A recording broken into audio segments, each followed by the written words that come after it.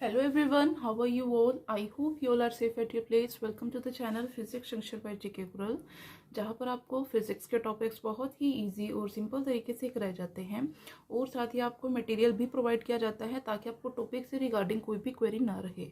हमारा जो आज का टॉपिक है वो है कंजर्वेशन ऑफ इलेक्ट्रिक चार्ज या फिर कंजर्वेशन ऑफ चार्ज। इसकी डेफिनेशन क्या कहती है? सबसे पहले जहाँ पे भी वर्ड आ जाता है कंजर्वेशन, जहाँ पे भी कंजर्वेशन या फिर कंजर्व्ड वर्ड आ जाता है उसका मतलब ये है कि कोई भी जो चीज़ है हमारे पास वो क्या हो रही है, कांस्टेंट हो रही है। यहाँ पे हम बात किसकी कर रहे हैं? चार्ज की बात कर रहे हैं। इट मीन्स कि जो चार्ज है वो क्या हो जाएगा, कंजर्व हो जाएगा, कांस्टेंट हो जाएगा। तो इसकी डेफिनेशन देखते हैं हम क्या कह रहे हैं। इसकी डेफिनेशन ये क्या है, हमारे पास एक प्रॉपर्टी है जिसके थ्रू क्या होता है, जिसकी वजह से क्या होता है कि जो टोटल चार्ज होता है किसी भी आइसोलेटेड सिस्टम का, आइसोलेटेड का मतलब क्या है कि जो हमारे पास सिस्टम अकेला पड़ा हुआ है। सपोज करो ये हमारा कोई भी आइसोलेटेड सिस्टम है, इसके अंदर जितने भी चार्ज है, कितने भी चार्ज हो सकते हैं, पॉजिटिव नेगेटिव कोई भी चार्ज है, वो क्या हो जाता है, कांस्टेंट हो जाता है या फिर कंजर्व हो जाता है। ठीक है, एक बार दोबारा बता रही हूँ, कंजर्वेशन ऑफ इलेक्ट्रिक चार्ज क्या है हमारे पास, ये प्रॉपर्टी होती है जिसकी वजह से क्या होता है कि जो टोटल चार्ज है किसी भी आइसोलेटेड सिस्टम का वो क्या हो जाता है, कंजर्व हो जाता है। मैं सपोज कर लेती हूँ कि हमारे पास एक आइसोलेटेड सिस्टम है जिसके पास बहुत सारे जो चार्ज बॉडीज है वो प्रेजेंट है। जो चार्ज है वो डिस्ट्रीब्यूट हो रखा है।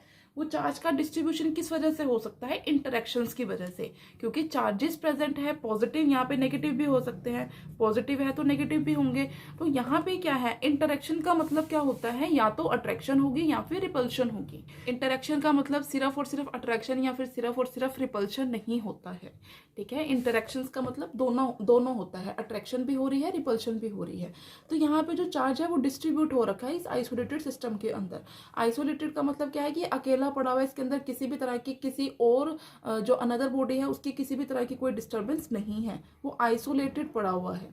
ठीक है, उसके बाद यहाँ पे क्या हो रहा है कि चार्जेस प्रेजेंट है, चार्जेस के अंदर क्या है, डिस्ट्रीब्यूशन हो रखा है। किसकी वजह से? इंटरेक्शंस की वजह से। इंटरेक्शंस अट्रैक्शंस भी हो सकती हैं और रिपल्शंस भी हो सकती हैं। जो सेम चार्जेस है, like charges always repels each other and unlike charges always attract each other. आपको ये बात ध्यान रखनी होगी। देन उसके बाद हमारे पास क्या होगा, जो ये इंटरेक्शंस हैं इन बॉडीज के बीच में, उसके बाद जो चार्ज का डिस्ट्रीब्यूशन हुआ है उसकी वजह से जो टोटल चार्ज होगा इस पूरी की पूरी बॉडी का, जितना भी चार्ज होगा वो क्या हो जाएगा, सेम रहेगा, कांस्टेंट हो जाएगा। ठीक है, जो टोटल चार्ज है, यहाँ पे इंटरेक्शंस हो रही हैं, ठीक है, रिपल्शंस हो रही है, अट्रैक्शंस हो रही हैं, इसकी वजह से जो इसका टोटल चार्ज है इस पूरे सिस्टम का, उसके ऊपर कोई भी इफेक्ट नहीं पड़ेगा, वो हमारा कांस्टेंट ही रहेगा, उसके अंदर किसी भी तरह का कोई भी चेंज नहीं आएगा। एक हमारे पास सिस्टम है, इसके अंदर पॉजिटिव नेगेटिव चार्जेस प्रेजेंट है और ये आइसोलेटेड सिस्टम है, मीन्स अकेला पड़ा हुआ है, इसके अंदर किसी अनदर बॉडी की या अनदर जो सिस्टम है उसकी कोई भी इंटरफेरेंस नहीं है। पॉजिटिव नेगेटिव चार्जेस होने की वजह से यहाँ पे चार्ज का क्या होगा, डिस्ट्रीब्यूशन होगा। किस वजह से होगा? इंटरेक्शंस की वजह से होगा। बट यहाँ पे जो इसका टोटल चार्ज है, इस बॉडी का जो टोटल चार्ज है वो कांस्टेंट रहेगा, वो कंजर्व रहेगा, उसके अंदर कोई भी चेंज नहीं आएगा। जो उसका पहले जो चार्ज था या फिर जो इंटरेक्शंस के बाद जो भी उसका टोटल चार्ज है वो सेम रहेगा, उसके अंदर किसी भी तरह का कोई भी चेंज नहीं आएगा। जो अट्रैक्शन है और रिपल्शन है वो इस पूरे सिस्टम के अंदर ही हो रही है। ठीक है, यहाँ पे अट्रैक्शन या फिर रिपल्शन इस पूरे सिस्टम के अंदर ही हो रही है, सिस्टम से बाहर नहीं जा रही है जो चार्जेस है। तो यहाँ पे जो टोटल चार्ज है, जितना चार्ज इस सिस्टम के अंदर प्रेजेंट है वो एज इट इज रहेगा, उसके अंदर किसी भी तरह का कोई भी चेंज नहीं होगा। मैं सपोज कर लेती हूँ कि हमारे पास क्या है, दो इंसुलेटिंग बॉडीज है। इंसुलेटिंग का मतलब क्या है कि उसके अंदर कंडक्शन नहीं है। ठीक है, उनके अंदर किसी भी तरह की कंडक्शन नहीं हो रही है। इंसुलेटिंग बॉडीज मैंने ली हुई है, उसके हम क्या कर रहे हैं, हम दोनों बॉडीज को रब कर रहे हैं। रब करने से क्या होगा, यहाँ पे जो चार्जेस है वो बॉडीज के अंदर ट्रांसफर होना स्टार्ट हो जाएंगे। एक बॉडी क्या करेगी, चार्ज गेन करेगी और दूसरी बॉडी क्या करेगी, चार्ज को लूज करेगी। ठीक है, अगर एक बॉडी, सपोज करो मेरे पास ये दो बॉडीज है, दो बॉडीज को मैं आपस में रब कर रही हूँ, यहाँ पे चार्जेस का जो डिस्ट्रीब्यूशन है वो स्टार्ट हो रहा है, चार्जेस ट्रांसफर हो रहे हैं। सपोज करो इस बॉडी से, ए बॉडी से बी बॉडी की तरफ जो चार्जेस है वो ट्रांसफर हो रहे हैं, मीन्स ये बॉडी अपने चार्ज को लूज कर रही है, ये बॉडी गेन कर रही है। ठीक है, एक बॉडी लूज कर रही है, दूसरी बॉडी क्या कर रही है, चार्ज को गेन कर रही है। बट ये पॉसिबल नहीं है, ये जो डिस्ट्रीब्यूशन होगा ये विद इन द बॉडीज हो रहा है। ठीक है। जो ट्रांसफर हो रहा है वो कहाँ पे हो रहा है, विद इन द बॉडीज हो रहा है। तो यहाँ पे जो नेट चार्ज है ना तो हम उसको क्रिएट कर सकते हैं, जो भी टोटल चार्ज होगा ना तो हम उसको क्रिएट कर सकते हैं, ना ही हम उसको डिस्ट्रॉय कर सकते हैं। जो किसी भी आइसोलेटेड सिस्टम ने जो भी चार्ज कैरी किया हुआ है वो एज इट इज रहेगा, ठीक है। चाहे वहां पे अट्रैक्शन हो रही है, चाहे वहां पे रिपल्शन हो रही है, यहाँ पे जो चार्जेस का ट्रांसफर हो रहा है उसकी वजह से इस पूरे सिस्टम का जो नेट चार्ज है उसके ऊपर कोई भी इफेक्ट नहीं पड़ेगा। इसका एक और अनदर एग्जांपल मैं आपके साथ शेयर कर रही हूँ। एक अगर न्यूट्रॉन की मैं बात करूं, न्यूट्रॉन हमारे पास कैसे टर्न होता है। न्यूट्रॉन, कोई भी चीज जो है वो न्यूट्रल कब होती है, अगर मैं न्यूट्रॉन की बात करूं, वो न्यूट्रॉन कब बनेगा, जब हमारे पास इक्वल नंबर में इलेक्ट्रॉन और प्रोटॉन्स होंगे, तभी हमारे पास क्या बनता है, न्यूट्रॉन। न्यूट्रॉन का क्या होता है, चार्ज 0 होता है, ना तो उसके ऊपर पॉजिटिव चार्ज होता है, ना ही उसके ऊपर क्या होता है, नेगेटिव चार्ज होता है। अगर मैं ये लिखूं कि एक न्यूट्रॉन है हमारे पास जिसके ऊपर 0 चार्ज है, वो किसके इक्वल है, प्रोटॉन प्लस इलेक्ट्रॉन, ठीक है। यहाँ पे पॉजिटिव चार्ज है, नेगेटिव चार्ज है, आपस में कंबाइन होके हमें क्या देंगे, न्यूट्रल जो है चार्ज वो देंगे। न्यूट्रल चार्ज मीन्स न्यूट्रॉन देंगे हमें। तो पहले भी उसका चार्ज क्या है, हमारे पास 0 है। अगर ये इसके अंदर टर्न हो जाता है, एक न्यूट्रॉन अगर प्रोटॉन और इलेक्ट्रॉन में टर्न हो जाता है, उसमें बदल जाता है, तब भी उसका चार्ज क्या रहेगा, 0 रहेगा। मीन्स कि बिफोर और आफ्टर जो क्रिएशन है या फिर डिस्ट्रॉय जब होगा, तब हमारे पास जो टोटल चार्ज है वो 0 रहेगा। तो जो टोटल चार्ज हमारा 0 है, लाइक चार्जेस या फिर अनलाइक चार्जेस की वजह से वो 0 ही रहेगा, उसके अंदर कोई भी चेंज नहीं होगा। इसलिए हम बोलते हैं कि हमारे पास जो चार्ज है इसका न्यूट्रॉन के केस में वो कंजर्व है, ठीक है, क्योंकि उसमें इक्वल नंबर ऑफ इलेक्ट्रॉन है और equal number of he protons होते हैं। इसके बहुत सारे एग्जांपल्स हैं जो आप केमिस्ट्री में भी स्टडी करते हैं, फिजिक्स में भी स्टडी करते हैं। आपने पेयर प्रोडक्शन के बारे में सुना होगा, ठीक है। पेयर्स प्रोडक्शन का मतलब क्या होता है, पेयर्स कैसे बन रहे हैं। एक मैं गामा रे की अगर बात करूं आपके सामने, गामा रे को अगर हम ब्रेक करते हैं तो एक हमें पॉजिट्रॉन मिलता है और एक हमें क्या मिलता है, इलेक्ट्रॉन मिलता है। ये जो प्रोसेस होते हैं इसे हम बोलते हैं पेयर प्रोडक्शन। इसमें क्या होता है कि हमारे पास जो टोटल चार्ज था, पहले भी हमारे पास जो टोटल चार्ज था वो कितना था, फोटोन का टोटल चार्ज वो 0 था, ठीक है। गामा रे फोटोन की मैं बात कर रही हूँ।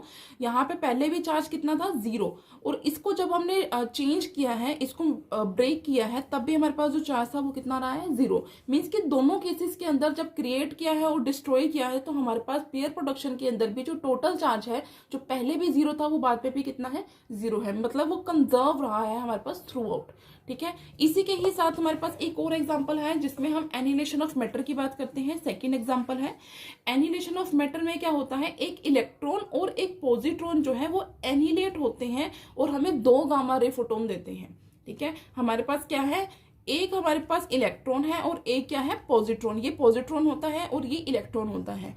ये हमें कंबाइन होके क्या दे रहे हैं, 2 गामा रे दे रहे हैं, ठीक है। 2 गामा रेज हमें यहाँ पे मिल रही है जब ये दोनों आपस में कंबाइन होते हैं। इसे बोलते हैं एनिहिलेशन प्रोसेस, ठीक है। दोनों क्या हो रहे हैं, एनिहिलेट हो रहे हैं और हमें क्या दे रहे हैं, 2 गामा रेज दे रहे हैं। तो यहाँ पे जो गामा रे फोटोन है, यहाँ पे भी उसका चार्ज जो है वो 0 रहेगा, और जब इन दोनों ने कंबाइन हुए थे तब भी इनका चार्ज जो, अगर हम न्यूट्रल अगर इनको कंबाइन करते हैं तो तब भी इनका चार्ज क्या होगा, 0 होगा। मतलब बिफोर और आफ्टर जो चार्ज है वो दोनों केसेस में क्या रहा है, सेम रहा है। इसी के ही साथ एक सबसे जो इंपॉर्टेंट एग्जाम्पल है हमारा वो होता है न्यूक्लियर ट्रांसफॉर्मेशन। न्यूक्लियर ट्रांसफॉर्मेशन में क्या है, जो यूरेनियम होता है 238 जो यूरेनियम है, ये ब्रेक किसमें होता है, थैलियम के अंदर, जिसका मास नंबर होता है 234 और इसका एटॉमिक नंबर होता है 19, प्लस यहाँ पे क्या है 90, इसका एटॉमिक नंबर होता है 90 और मास नंबर होता है 234, और हीलियम इसके साथ निकलेगा बाहर, जिसका कि एटॉमिक नंबर होता है 2 और इसका मास नंबर होता है 4। जब इन दोनों को हम कंबाइन करते हैं, इनका मास नंबर 238 बनेगा, और इनका जब हम एटॉमिक नंबर दोनों को ऐड अप करते हैं तब हमें 92 मिलेगा। मीन्स कि बिफोर और आफ्टर, ठीक है, बिफोर और आफ्टर जो हमारे पास ये रिएक्शन हुई थी, बिफोर और आफ्टर जो इनका चार्ज है वो दोनों क्या है, कंजर्व रहे हैं, ठीक है। इसको बोलते हैं रेडियो एक्टिव डिके।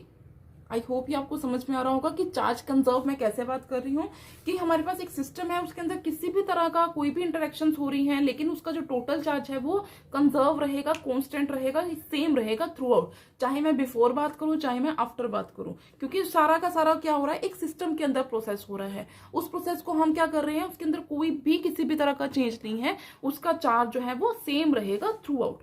इसके बाद हमारे पास एक डिफरेंस है between electric charge and mass. So यहाँ पे अगर मैं बात करूं कि चार्ज और मास को हम कैसे डिफरेंशिएट कर सकते हैं। चार्ज क्या है हमारे पास, एक किसी भी बॉडी, कोई भी इलेक्ट्रिक चार्ज है हमारे पास किसी भी बॉडी के ऊपर, वो या तो पॉजिटिव होता है या फिर क्या होता है, नेगेटिव होता है। अगर मैं चार्ज की बात करूं तो चार्ज और मास, चार्ज के केस में क्या है, ये हमारे पास किसी भी बॉडी के ऊपर चार्ज है जो कि पॉजिटिव और नेगेटिव दोनों हो सकता है। पॉजिटिव भी हो सकता है, नेगेटिव भी हो सकता है, दोनों भी हो सकते हैं। अगर मैं मास की बात करूं, मास के केस में ऐसा नहीं होता। ये क्या है, हमारे पास एक पॉजिटिव क्वांटिटी है, यहाँ पे नेगेटिविटी का कोई रोल ही नहीं है। जो नेगेटिव चार्ज है उसका कोई रोल नहीं है इसके अंदर। ये हमारे पास क्या है, एक पॉजिटिव क्वांटिटी है। ये इसका फर्स्ट पॉइंट है दोनों का। सेकेंड पॉइंट क्या है हमारे पास, देखो जो चार्ज बॉडी है वो किसी भी वेलोसिटी के ऊपर डिपेंड नहीं करती है। वो बॉडी की क्या वेलोसिटी है उसके ऊपर डिपेंड नहीं करती है। लेकिन हमारे पास जो ये मास होता है ये वेलोसिटी के ऊपर डिपेंड करता है। ठीक है, जो चार्ज है वो वेलोसिटी के ऊपर डिपेंड करता है। इसके लिए हमारे पास एक फॉर्मूला है, m is equals to m0/1 - v²/c²। ये हमारे पास एक फॉर्मूला होता है जिससे हम क्या कह सकते हैं कि जो ये मास होता है किसी भी बॉडी का वो वेलोसिटी के ऊपर डिपेंड करता है। इस जो फॉर्मूला है उससे हमें क्या पता चलता है कि जो मास है किसी भी बॉडी का वो वेलोसिटी के ऊपर डिपेंड करता है। ठीक है, उसके बाद थर्ड पॉइंट है। थर्ड पॉइंट क्या कह रहा है कि जो चार्ज होता है किसी भी बॉडी का वो क्वांटाइज्ड होता है। क्वांटाइज्ड का मतलब क्या होता है, इंटीग्रल मल्टीपल। ठीक है, जहां पे भी वर्ड क्वांटाइज्ड आ जाता है उसका मतलब होता है इंटीग्रल मल्टीपल। आपने क्वांटाइजेशन ऑफ इलेक्ट्रिक चार्ज किया होगा, उसके अंदर आपको क्लियर है बहुत अच्छी तरह से कि क्यू हमारे पास किसके इक्वल होता है, एन ई के इक्वल होता है। मीन्स यहाँ पे क्या है, एन क्या होता है, इंटीग्रल मल्टीपल। मीन्स जो चार्ज है हमारा वो क्या है, इंटीग्रल मल्टीपल होता है, क्वांटाइज्ड होता है। बट मास के केस में ऐसा नहीं होता है। ठीक है, उसके बाद है हमारा फोर्थ पॉइंट। फोर्थ पॉइंट क्या कहता है कि जो इलेक्ट्रिक चार्ज है वो हमेशा कंजर्व रहता है, लेकिन जो मास है वो कंजर्व नहीं रहता है, वो चेंज होता है एनर्जी के साथ। और एनर्जी अगर चेंज होगी तो मास में चेंज आएगा, मास चेंज होगा तो एनर्जी में चेंज आएगा। तो ये जो मास है हमारा वो कंजर्व नहीं रहता है, इसके अंदर चेंजेस आते हैं। लेकिन जो इलेक्ट्रिक चार्ज है वो कंजर्व रहता है, इसके अंदर हमारे पास चेंजेस की कोई गुंजाइश नहीं होती है। जो इसकी पर्टिकुलर वैल्यू है वो एज इट इज रहेगी, उसके अंदर किसी भी तरह का हम कोई भी चेंज नहीं कर सकते। लेकिन जो मास है वो चेंज हो सकता है। और जो लास्ट पॉइंट है हमारा वो क्या है, जो फोर्सेस होती हैं चार्जेस के बीच में, और वो अट्रैक्टिव भी हो सकती हैं, वो रिपल्सिव भी हो सकती हैं। जो लाइक चार्जेस है आपस में वो रिपेल करते हैं, अनलाइक चार्जेस आपस में अट्रैक्ट करते हैं। बट हमारे पास जो मास है यहाँ पे ग्रेविटेशनल फोर्स होता है दो मासेस के बीच में। ठीक है, अगर दो मासेस की बात की जाए तो वहां पे क्या होता है, ग्रेविटेशनल फोर्स होता है। दो मासेस कौन कौन सी, एक तो हमारे पास जो ग्रेविटेशनल फोर्स है वो, और एक बॉडी है वो क्या करती है, ग्रेविटेशनल फोर्स बॉडी को अपने टुवर्ड्स क्या करता है, बाउंड करके रखता है। तो उनके बीच में जो फोर्स होता है वो अट्रैक्टिव फोर्स होता है, रिपल्सिव फोर्स यहाँ पे नहीं होता। अगर हम अर्थ की सरफेस के ऊपर खड़े हो पा रहे हैं तो अगर ग्रेविटेशनल फोर्स ना हो तो हम यहाँ पे खड़े भी ना हो पाएंगे। अट्रैक्टिव फोर्स है तभी हम खड़े हो पा रहे हैं। सो ये थे दो छोटे छोटे से टॉपिक्स। आई होप ये आपको समझ में आए होंगे। अगर आपको मेरी वीडियो अच्छी लगी हो तो मेरी वीडियो को लाइक करना, मेरे चैनल को सब्सक्राइब करना, ज्यादा से ज्यादा शेयर करना। Thanks for watching.